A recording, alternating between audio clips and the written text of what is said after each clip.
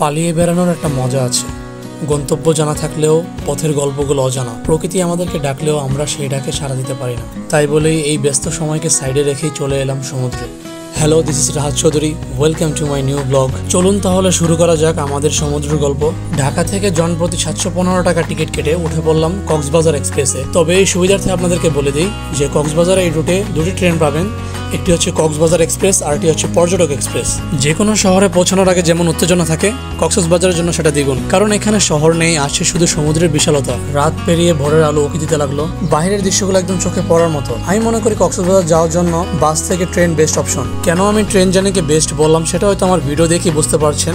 জানালার ওপাশে বদলাচ্ছে দৃশ্য, কখনো সবুজ কখনো পাহাড়ের ছায়া, আর মনের মধ্যে শুধু একটাই ভাবনা, কক্সবাজার আসছি আমরা। ট্রেনে ওঠার পূর্বেই আপনার প্রয়োজনীয় জিনিসপত্র, খাবার সামগ্রী নিয়ে উঠবেন, কারণ যাত্রাপথে ট্রেন কোনো স্টেশনে স্থির হবে না, কোনো ব্রেক পাবেন না। হ্যাঁ, তবে চট্টগ্রাম যাওয়ার পর 15 মিনিটের একটা ব্রেক পাবেন, দেন ওখান থেকে ডিরেক্ট কক্সবাজার স্টেশন আপনাকে নিয়ে যাবে। লম্বা যাত্রার পর অবশেষে আমরা কক্সবাজার চলে এসেছি। প্রায় 8 ঘন্টার একটা জার্নি ছিল, সময় দেখতে দেখতে চলে গিয়েছে প্রায়। এখন আমরা নেমে পড়েছি স্টেশনে। এখন আমরা ডিরেক্ট বের হয়ে ওখান থেকে অটো নিয়ে আমরা হোটেলের দিকে রওনা দিব। প্রায় সব মিলিয়ে যাত্রা সুন্দর হলেও তবে শেষের দিকে এসে আমরা একটা দুর্ঘটনার সম্মুখীন হই। ঘটনা হচ্ছে, অটো রিক্সা করে হোটেলে যাওয়ার পথে কলাতলি বিচের সামনে একটি বাস ডান দিকে চাপ দেয়। দেখতে পাচ্ছেন সামনে যে নীল কালার যে বাসটি আছে সেই ডান দিকে চাপ দেয় এবং আমাদের সামনের অটোটি ব্রেক করে ফেলে। দেন কিছু বুঝে ওঠার আগে আমাদের গাড়িটি সামনের গাড়ির সাথে ধাক্কা খায়। ধাক্কা খাওয়ার পর সবাই একটু কম বেশি মোটামুটি ভালো ব্যথা পেয়েছিলাম। হোটেলে যাওয়ার পর একটু বিশ্রাম নিয়ে দেন হচ্ছে একটু ভালো লাগছিল। যদি হোটেলের ব্যাপার নিয়ে কথা বলি তাহলে হচ্ছে যে আমাদের চেক ইন ছিল টাইম 12টায়, তবে হচ্ছে যে তারা 1 ঘন্টা যাওয়ার পর আমাদেরকে রুম দিতে পারতেছিল না। 1 ঘন্টা 30 মিনিট পর তারা আমাদেরকে একটা রুম ম্যানেজ করে দেয়, যেখানে হচ্ছে যে ডাবল বেড ছিল। আর আমরা ডাবল বেডে চেয়েছিলাম যেহেতু আমরা 4 জন ছিলাম। হোটেলের ভাড়া কেমন ছিল, 3 দিনে আমাদের কেমন কি খরচ পড়লো, কোথায় আমরা ঘুরলাম, এভরিথিং কস্ট, আমাদের ইনফরমেশন সবকিছু দেওয়া থাকবে ডেসক্রিপশনে। অবশ্যই ডেসক্রিপশন চেক করবেন।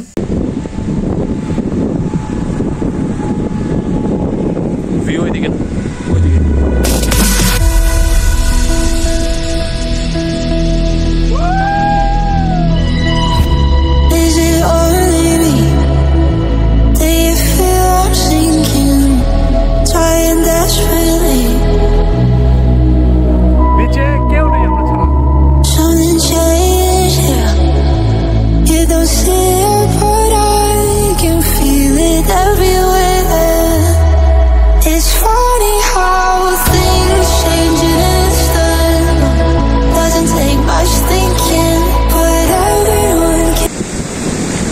এই ভিউ দেখার জন্য আসলে কক্সবাজার আপনার আসতে হবে, নাহলে মিস।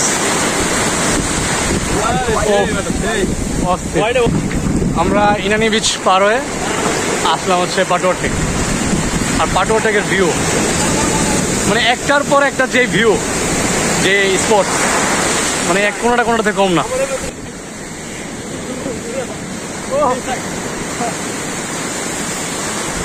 আল্লাহ। তো এবার কিছু ইনফরমেশন নিয়ে কথা বলা যাক। সমুদ্রের মেইন পয়েন্ট থেকে ভিতরে মেরিন ড্রাইভ রোডে যাওয়ার জন্য বিভিন্ন ধরনের যানবাহন ব্যবহার করতে পারেন, তবে তার মধ্যে বাইক বেস্ট অপশন। যদি আপনি ভালো চালক হন তাহলে বাইক রেন্টে নিতে হলে কিছু রুলস ফলো করতে হবে, তা না হলে দুর্ঘটনা ও জরিমানার সম্মুখীন হতে হবে। মেরিন ড্রাইভ রোডের সৌন্দর্য বোধ হয় এটাই, একদিকে পাহাড় আর একদিকে সমুদ্রের বিশালতা। কক্সবাজারকে সত্যি অনুভব করতে চাইলে আমি বলবো সমুদ্রের ঢেউর সাথে তাল মেলাও, ওরো আকাশে ছোট বালুর উপর, আরও অনুভব করো বাতাসের গান। শেষ গন্তব্য হলো হিমছড়ি পাহাড়ের চূড়া। উপরে ওঠার পর মনে হলো সময় যেন থমকে গিয়েছে। সূর্য যখন অস্ত যায় তখন মনে হয় কক্সবাজার নতুন এক গল্পে শুরু করছে। আকাশের রং বদলায়, ঢেউয়ের ছন্দও বদলায়, এমনকি আমাদের অনুভূতিও বদলায়। সময়টা থমকে যায়, শুধু চোখ আর মন মিলে এই সৌন্দর্য চুরি করে রাখে।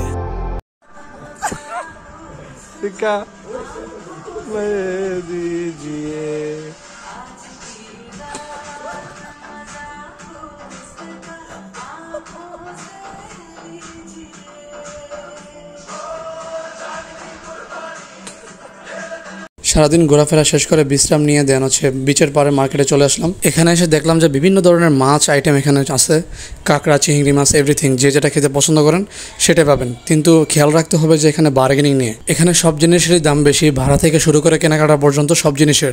তবে একটা জিনিস খেয়াল রাখতে হবে যে বার্গেনিং করে আপনাকে সব কিছু কিনতে হবে। কিছুক্ষণ ঘোরাফেরা করার পর একটা মাছ, চিংড়ি মাছ, কাঁকড়া, স্কুইড কিনেছিলাম। দেন ওটা কিনে হচ্ছে ভাজার জন্য ভালো করে ম্যারিনেট করে যে স্পেসে রান্না করছে সেখানে দিয়ে আসলাম। কিছুক্ষণ ওয়েট করার পর দেন হচ্ছে খাবারগুলো আমাদেরকে সার্ভ করে। দেন হচ্ছে যে আমরা খাওয়া দাওয়া শেষ করে বিচের দিকে আবার চলে আসলাম। দেন ওখানে গিয়ে একটা ওই জিনিস অনুভব করলাম হচ্ছে যে রাতের যে কক্সবাজার সেটা হচ্ছে যে খুবই সুন্দর। দিনের বেলা হচ্ছে সমুদ্রের এক সৌন্দর্য, রাতে হচ্ছে অন্যরকম। রাতে যখন আপনি সমুদ্রের পাড়ে বসে থাকবেন, যখন ঢেউগুলো আপনার পায়ের সাথে এসে বাড়ি খাবে, তখন হচ্ছে যে সেটা থেকে বেস্ট মোমেন্ট আর হতেই পারে না।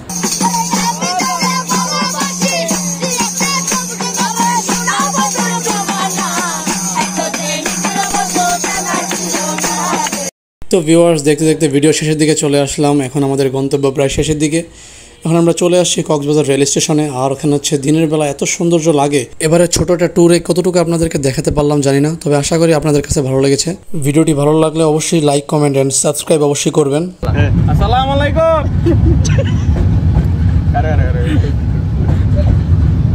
কেনা গো